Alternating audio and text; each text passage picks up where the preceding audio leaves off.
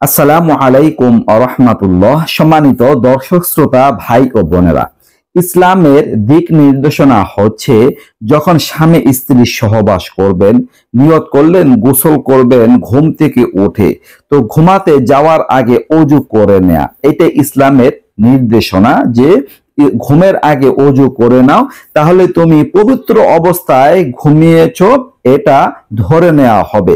এখন এই যে গোসল ফরজ থাকা অবস্থায় ওযুটা করা হলো, তো গোসল ফরজ, এক্ষেত্রে ওযু করে ঘুমালে কি ফায়দা হবে? এর প্রথম কথা হচ্ছে যেটা রাসূল সাল্লাল্লাহু আলাইহি ওয়াসাল্লামের সুন্নাহ, বাস আর কোনো আমাদের যুক্তির দিকে পড়া যাবে না, বা আমাদের মাথায় ধরুক বা না ধরুক এটার পিছনে পড়া যাবে না। যেহেতু রাসূলুল্লাহর সুন্নাহ, অবশ্যই এর পিছনে হিকমত আছে, এর পিছনে কল্যাণ আছে।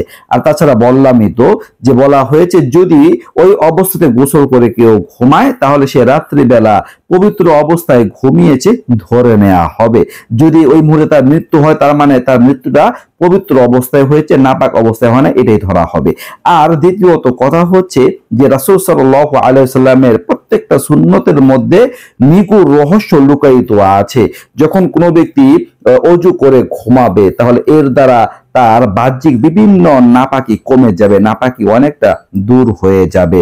কারণ হাতের মধ্যে জীবাণু থাকতে পারে, আবার মুখের মধ্যে নাকের মধ্যে জীবাণু থাকতে পারে। যখন ওযু করা হবে তখন এই ময়লা আবর্জনাগুলো দূর হয়ে যাবে, আর তাছাড়া নাপাকিওটাও অনেকটা কমে যায়, যা ক্ষতির কারণ হতে পারত। এটা অন্যতম একটা হিকমত। তো আশা করি বুঝতে পারছেন, যখন আপনারা ঘুমাতে যাবেন ঘুমের আগে ওযু করে এরপর ঘুমাবেন, আর শেষ রাত্রে ঘুম থেকে উঠে তাড়াতাড়ি গোসল করে নেবেন ইনশাআল্লাহ। নিত্য নতুন আরো ভিডিও পেতে সবাই পাশে থাকবেন। এই পর্যন্তই। আসসালামু আলাইকুম ওয়া রাহমাতুল্লাহ।